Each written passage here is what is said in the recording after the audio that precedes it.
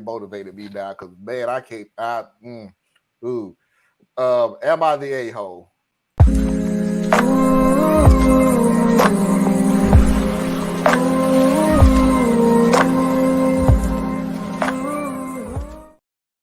All right, I'm gonna go ahead and play the one that I'm waiting for Theus to listen to, and I'll play the other one tomorrow. So at least I'll have less to watch. Unfortunately, or fortunately, we're gonna skip Real or Non. We'll play that tomorrow too, and we'll just jump into Foxy's videos of the week.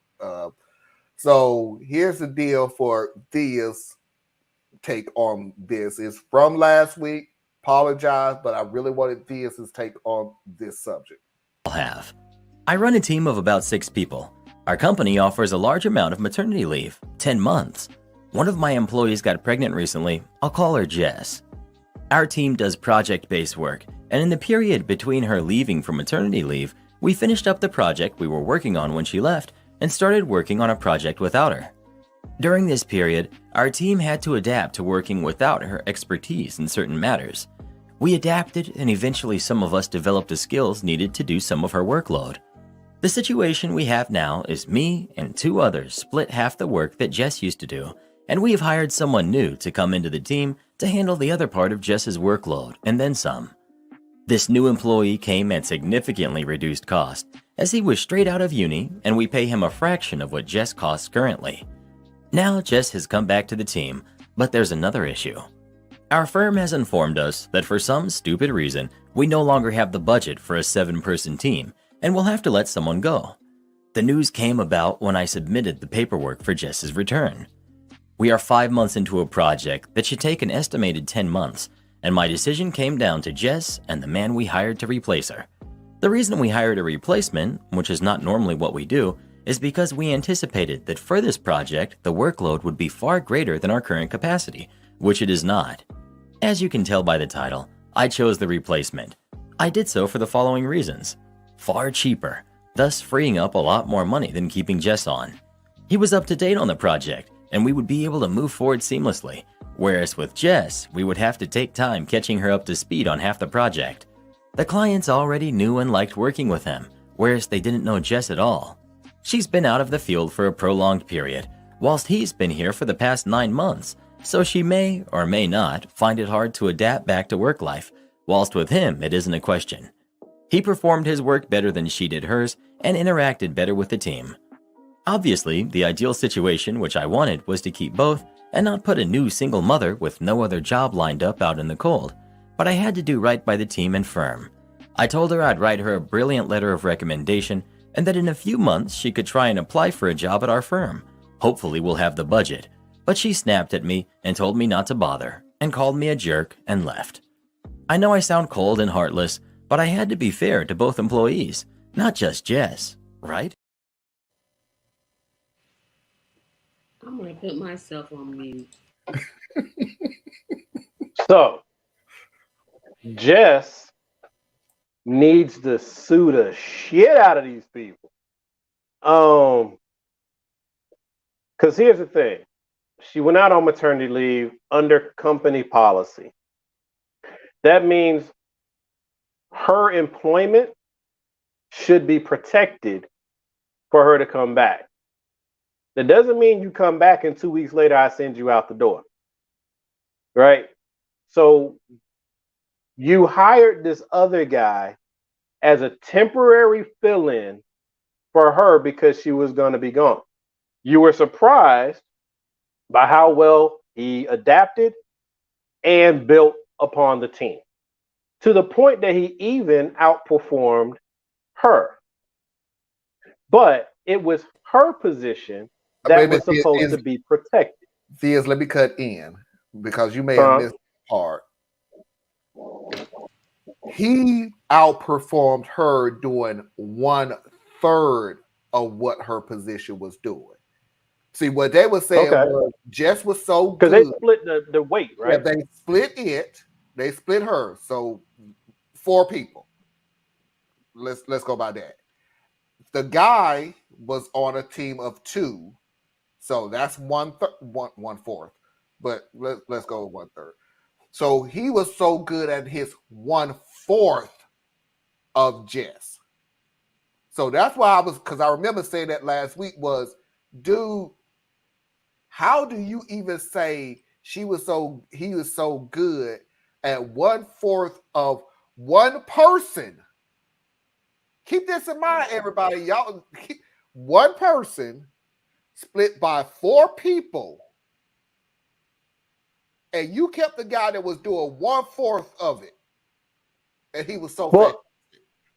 So from a managerial standpoint, one, like I said, this is the wrong decision. But from a managerial standpoint, her leaving, because they were running off of what they knew, okay? Her leaving forced them to reassess how they do business, how they get projects done. In that, they became more efficient and they became more cross-trained, right? That's what happened because she had a lot of tribal knowledge. She was a specialist in what she did. So when she left, it created a vacuum. They made some rearrangements, found out, hey, we can actually step up. And between the rest of us, we can do her job and then some, but we have to reassess how we do things. That's how it should flow anyway. My problem is she should have a protected job. And they did not protect her job. They brought in someone for a unique purpose. We have a hole. We need you to help plug the hole until our key contributor comes back. Also, he made mention that we can get this guy less experienced and cheaper. Right? So what he did was truly a foul move. Mm-hmm. If anybody should have got a glowing recommendation, it would have been him. It would be the new guy. Yeah, that's what I said. Right? That's the one. Unless when whatever her name was came back, she said, I miss being at home with my baby, or I don't really feel like this is a good fit for me anymore, or she decided that she wanted to go do something else, or her work product over time deteriorated. Neither of those two things happened. You built in your head what you feel like she would have said to you, right? She's going to miss being with her daughter. She's going to miss whatever. That's you trying to rationalize your jacked up decision. And that's just wrong. It's just wrong. You're gonna get sued. I mean, the bottom line of this the whole situation is you're gonna get sued. Because here's the deal. You took responsibility, and I hate that I missed this last week, so just bear with me. You took in the responsibility of saying, yeah, I know you just came off maternity leave, a policy that our company provided you, and decided it's best to keep the cheaper employee, someone that I could pretty much trust to, I mean, you didn't say this, but come on, dude. Someone who I know beyond a shadow of a doubt is not going to get pregnant and take another maternity leave. Like he couldn't become a father and take off paternity leave? Because we don't get as much time. Here's the deal, and I said, and we're not held by the same rules. A woman could have maternity leave. It could be based in their policy that a woman can have a maternity leave. That ain't the same for fathers. A lot of companies is y'all working at? We're good at the same time for mothers and fathers. They get exactly the same time. What should be and what is totally two different things. Where is y'all working? Because you have a lot of people that sit there and say the mother is the one that's pregnant, the mother is the one that's having a child, and the mother is the one that needs to rest up and help with the child. She does. None of those things go into effect for fathers. The father needs to rest up, take care of the child, bathe the child, change the child's No, diapers. some companies are. Some companies are. Yeah, I'm like, I work But for a for company right where men now, and women get the same but time. for right now, the majority of them is not. You are the Where's y'all father. Well, working at? I hope that has changed, but I know me. Like I have 3 daughters, and I am very, very, very active in taking care of them from the day they were born. And the paternity leave policies where I was each time, except no, I think each time. One of them may have been a little bit better, but it was 2 weeks. Nah, that's some. That's Mama, something. mama can get usually, mama gets 2 months, which is That's still not a enough month time. short, which is Tracy, still a month short of where it Where is at y'all least should working? be. Where Tracy, is Tracy. y'all working? Trace, I've been working for a long time, so I ain't had no Tracy, babies I'm gonna tell in you quite right some now. time. But Since you so upset, let me go ahead and get you more upset then. Since you're already upset, let me go ahead I'm and not just upset. put. I'm just But wondering where y'all working at. Where men and any company in the face of the planet in the face of the planet in the United States, that don't make any sense. Any company in the United States is like this. You have literally had companies work for them. Your wife is going into labor.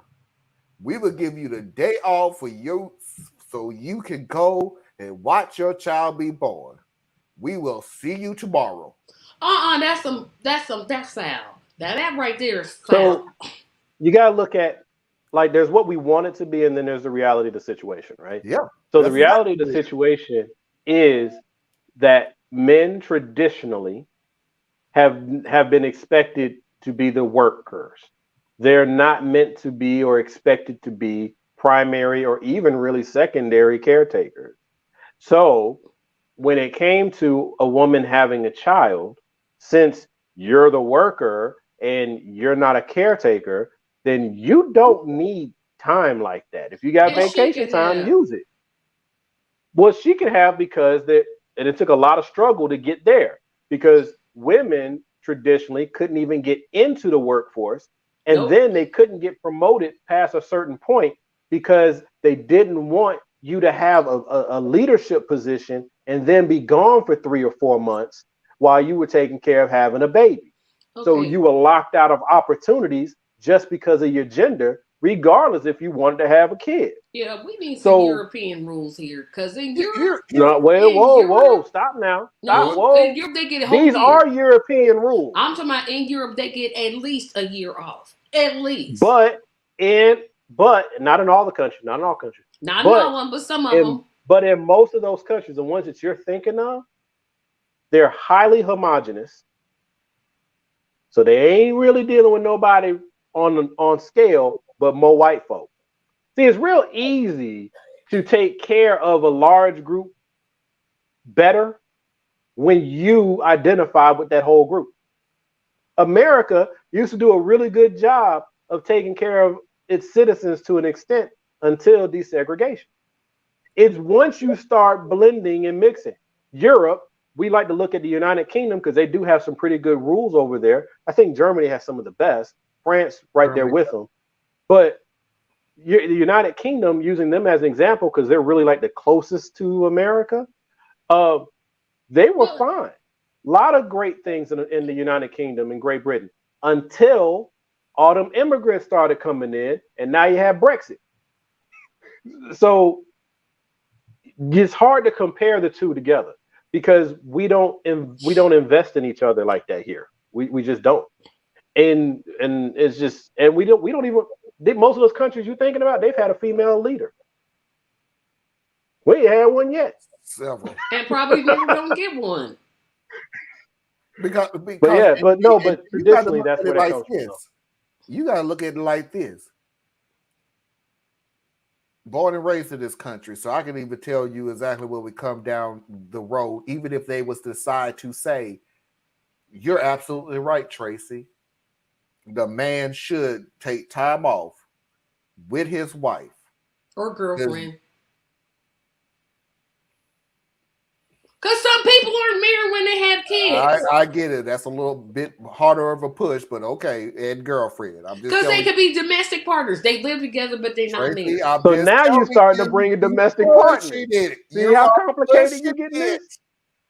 Like you don't live in trying America like the rest of us. I'm trying to reach you, Tracy, but you're pushing it. Now you go on the girlfriend. I'm trying to tell you, you pushing People it. live together and they're not married. Did I say Tracy, it was right? you are Nope. looking at reality Yes. versus business. And business hasn't caught up to reality in I don't know if umpteen years. Otherwise, So y'all gonna the sit here culture and is tell always me close. that people don't minimum live wage together would and not they're be not married. Oh, $15 okay. an hour. Everybody's just No, married. Tracy, that's a false flag. I don't know if you're doing this on purpose just to be No, funny because y'all or ain't making what, no but sense. We ain't got we're to. not That's making. my point. That is my We're point. talking about I'm gonna say America. We're not talking this. about us. Sense. All I'm saying is, if you're in a domestic partnership or marriage, Okay. Okay. both of them, And now what? you should get equal time off. And now that I they don't, agree. what? I And didn't now hear your they don't. question. Is that the America you know? Exactly. You live in Apparently Indiana. Is that the America you That's know? what I mean. Apparently not, because That might I'm be the like, we're not company you working. know. Yeah, I'm like, we get the That same might be the time. company you The know. same time. I literally agree with everything you're saying. That's like saying women's suffrage has never happened. Agreeing with it that it should be this way, but I'm telling you right now, businesses do not keep up with reality because if they did, minimum wage would not be $15 an hour. It's not. It's $7.25. You said it wouldn't be. It's not 15. It's $7.25. Didn't you say minimum wage wouldn't be 15? Yeah, he meant would. Oh, okay. But I'm like, but the thing is, Wait a minute, like minimum wage is still 70. I'm sorry because I've it's been still out. Yes. $7.25. Where you been? yeah, Oh no my rules will God. change. Ain't none minimum wage Companies, haven't got Okay, so let me rephrase many it. of the companies have paid change more than their 15. minimum pay to 13 and 15. But Yep. that is not on the books anywhere. Nope. Ooh, that's terrible. But anyway, my point So is they still can, paid. yeah. Businesses do not keep up with reality. Well, So obviously, no. when I tell you, we will give you the same time with your wife. Please, let's go with the wife. Yeah, I know that it should be with the girlfriend and everything. I get that. I get it. I agree with you. But let's make it easy for people. You should have the same time off with your wife. Sure, we will pay you for the same time off as your wife. Sure. And the reality of, and business wise, not reality, business wise is we're going to pay you 60% of your salary while you're off. So, yes, we are paying you for you being off, not to say that you're going to get 100 of your I'm wages. gonna pause you there because what you just touched on is really important to dissect.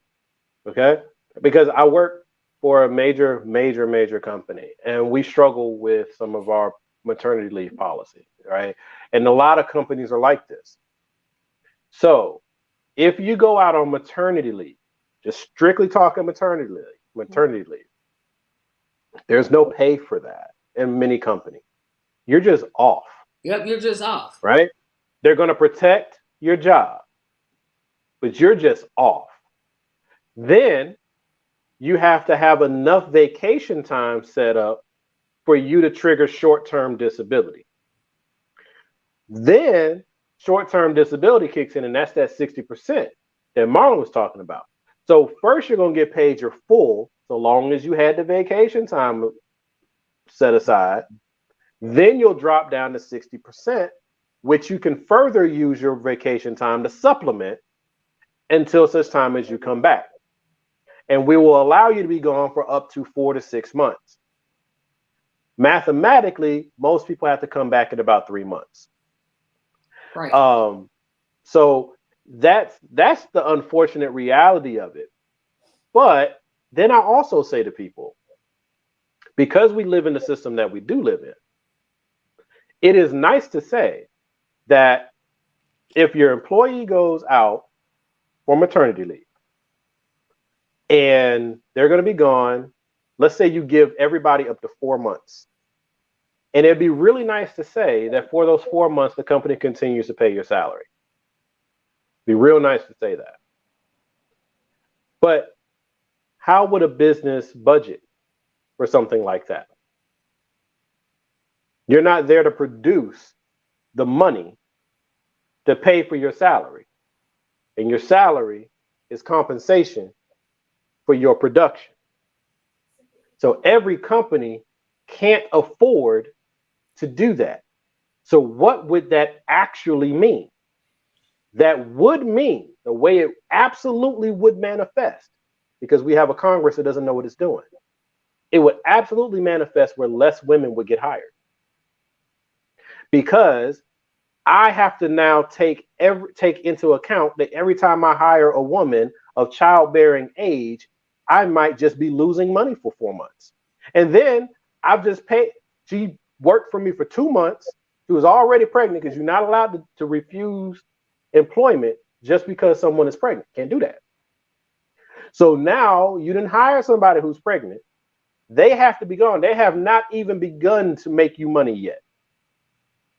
And you got to pay for them for 4 months or even 3 months. What business would take that bet? And so then you say, well, you put it into the insurance, an insurance policy. Get them like short-term disability with a 0-day waiting period, right? A 0-day deductible. Okay, who's going to pay for that?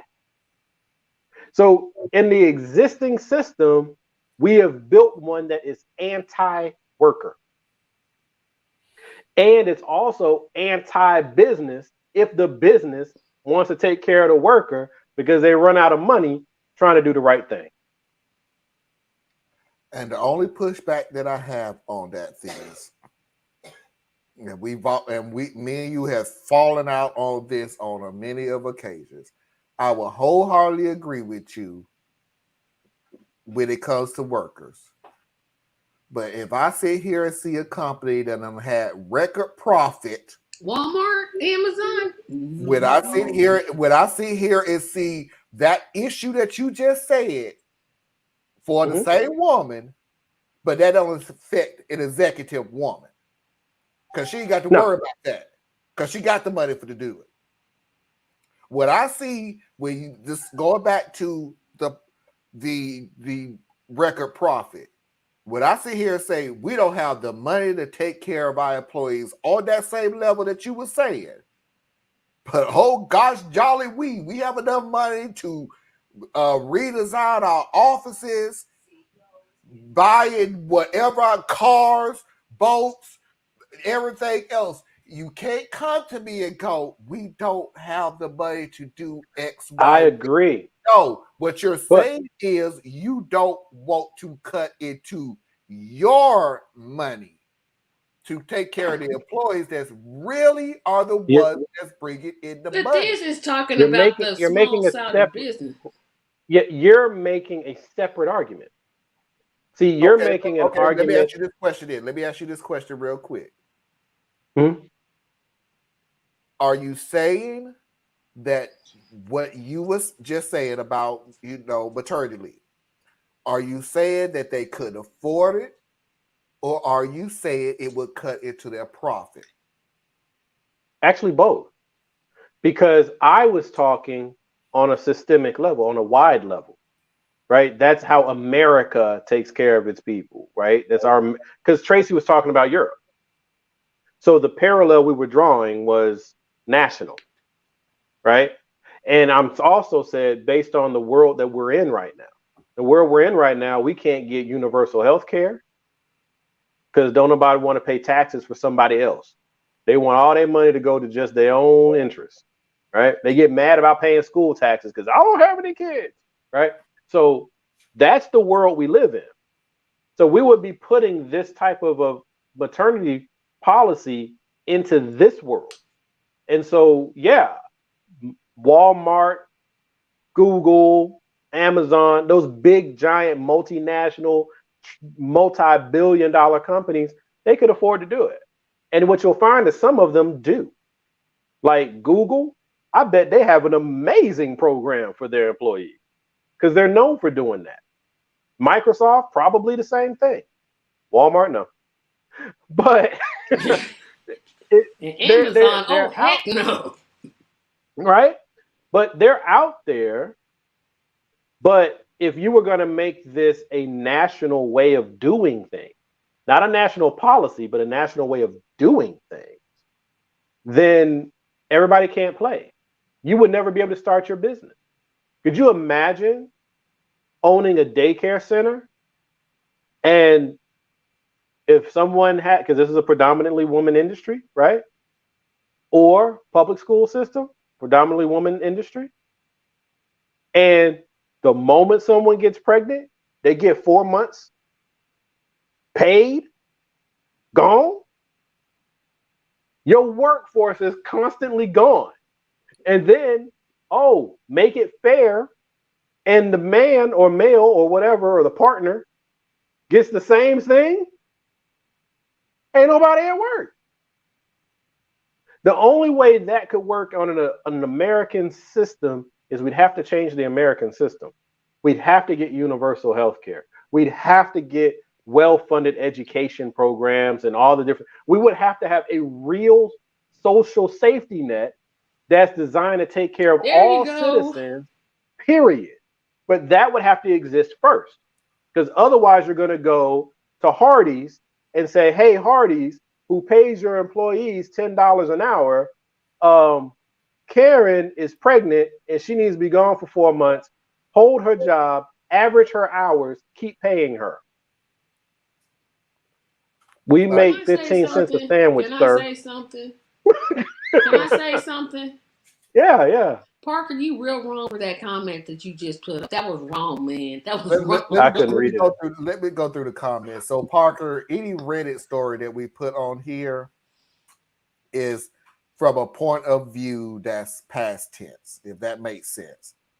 So the person fired who gave birth a couple of months ago, yeah, they gave birth, they came back, they were fired for no reason, for being pregnant, laid off. So when you say, like, are they the a-hole for just asking that question to begin?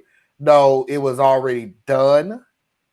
Because if you listen to the end of the story, he said, I'll give you a he already fired her. He already, and she said, you know, keep your whatever. Yeah, take your reference and turn it sideways.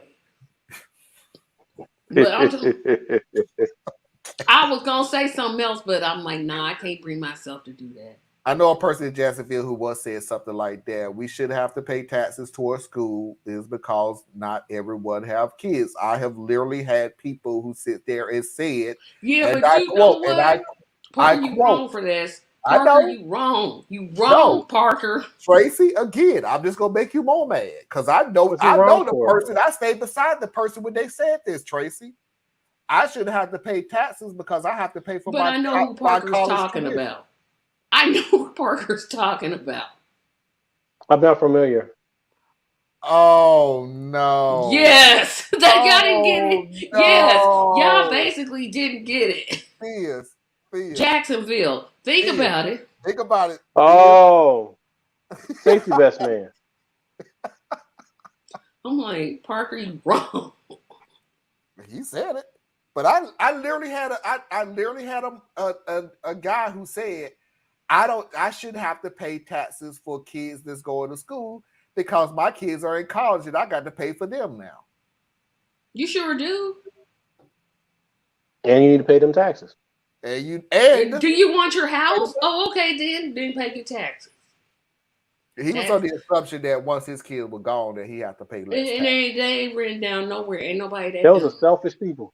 Yeah, and I get the argument they're making, but it's selfish. It's the same argument as well-off people who want to have their tax money moved to the private school that they move their kid to. The school tax is not about the school per se. I mean, it is and then it isn't. It's the fact that the public school system is a national investment into its people so that you have an educated population, right? So you want to live in this community. Well, if these kids don't have a school to go to and they become absentee, whose car you think they're breaking into? Whose yard they think they're messing up? Who's going to be walking up and down the streets causing chaos and making noise and making you mad that way. Then you're going to want the police to come get them. So it's like school taxes is a shared investment in all of our children. And then the fact that you were able to afford to send your child to a private school, that's great. Do that. But that doesn't alleviate your commitment to being a part of this community. So you pay your taxes towards the school. And then also, once you get to a certain age, you no longer have to pay that. That comes off your taxes in most places I know of. So that is built in there. But people are so selfish. They're only about themselves. And that's deeply, deeply saddening to me. Because I'm like, I would pay more in taxes if you would fix the problem with how the taxes are treated. It's just they're trying to fix it from the wrong end, right? So I don't know. It's I don't like it, but there's a lot of people like that. I can't believe y'all didn't catch that. I'm like, but how did they not catch